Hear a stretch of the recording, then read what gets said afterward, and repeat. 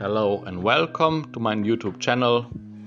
Today with some reflections about best, about the relationship between the therapist and the patient and the student. So we begin with the reality, the being itself, the essence of all essences, the pure nature of all things, which becomes differentiated. These differentiations we call it through best, loveliness, joy, happiness, and so on, are embodied and magnified to the maximum of what is possible through the 90 mantras of the best. Each mantra is a glorious emanation of being, of itself, an archetype that both represents and manifests a quality. Its presence makes clear the nature of the particular quality and its connection with each person's body, mind, and sense of self. These divine qualities are inherent in the human soul, which is an activity of God. Like a ray of the infinite sun, the soul is individuated and yet not separate from the source. Every human being is born with many of these divine qualities intact, and everyone has the potential to develop the qualities that have not been realized. It is our God-given birthright of perfection. Unfortunately, in our ignorance, our personal self develops with no awareness of connection to the source of our being. As a result, we live continually in a hole of disconnection, and we pass it from one generation to other. The fall, the trauma of disconnecting appears to be part of incarnating in this reality. From another perspective, we can say that the soul is bound up with certain karmic consequences, positive and negative. Our causal conditioning brings with it the loss of certain qualities, but also the empowerment of other qualities. The path of realization partakes of both grace and karma. The grace reflects only what the soul has already evolved into, and karma is connected with what the soul has not learned yet and what it came here to earth to learn.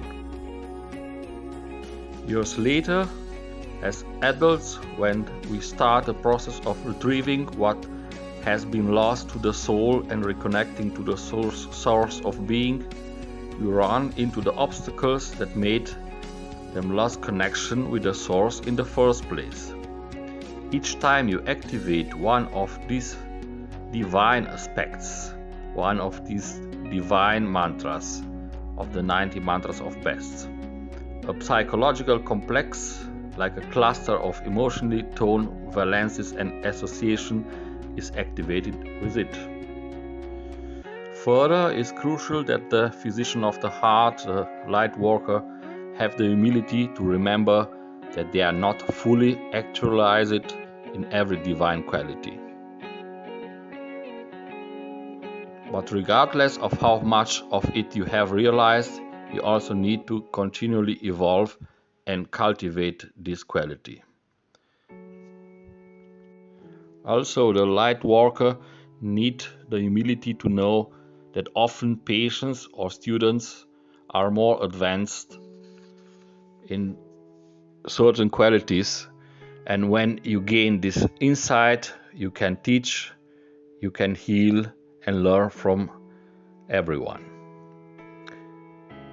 The physician of the heart has to keep practicing this skill, this art, because it never ends. It's like a javelin mine, so that every session you go into, you are learning something, excavating something, and evolving. Then the journey of the healing becomes very rich. You are not just a teacher, you are not just a healer, you are healer, teacher, student, and companion. The result is a vibrant, living field that enhances and empowers the companionship. From within your being, you come to know that the human soul is divine essence. In this way, through the recognition that you made from the fiber of the inner essence before time began, you free yourself from identification with the wounded self-grasping ego, and you experience a kind of transformation. Those who are surrendered to this quality, especially known through the mantra Ya Aziz, represented by the puppet number 6, Ganesha, and number 8, Arjuna, can go through pain or through honor and not be centered on the ego self, because they are not identified with the small self. They know true value. They do not look up to people with power over them or look down at people over whom they have power. The Aziz is the true worth, the inner value or strength that comes directly from the source without an intermediary. If you don't have sense of value, you don't feel strong. Without this realization, the strength you are able to manifest is the kind of fake strength. But when you know that your essence is rare and precious and undying, you have the strength to be. So the strength arises from within. Seen in this way, this is the strength that gives each one of us a real inner sense of value, and demonstrate what can be called pre-eternal value of strength, a strength that exists times before time began. It's a totally independent of any circumstantial state that we might go through in our lives. True value comes from a pre-eternal state that is totally independent of outer condition, no matter how it might appear externally.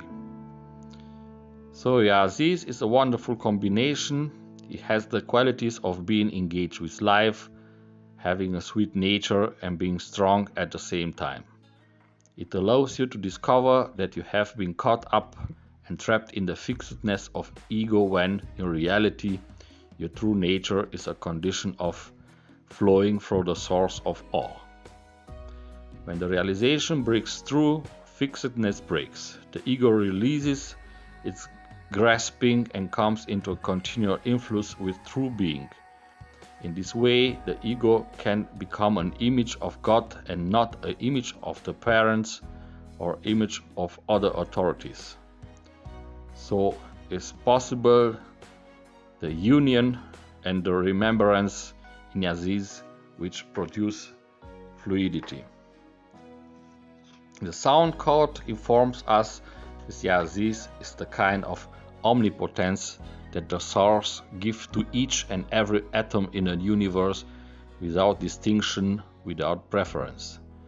Aziz has an innate quality of giving. It also has a root meaning of sweetness. It's precious and rare, like a baby eagle among birds. On the hand we have strength, and on the other hand we have adjectives like sweetness, cherishing, rarity, and preciousness. The experience of the divine power is felt to be sweet and precious at the same time. Because of this rare combination of qualities, this plays an important role in relation to other divine names, an equal important role in illuminating human relationships. So, I'm ending these reflections about the grace, about the karma, about the source, about the importance of the 90 mantras. Thank you for listening. Here, Dr. Joe Müller in Love is the Humanity.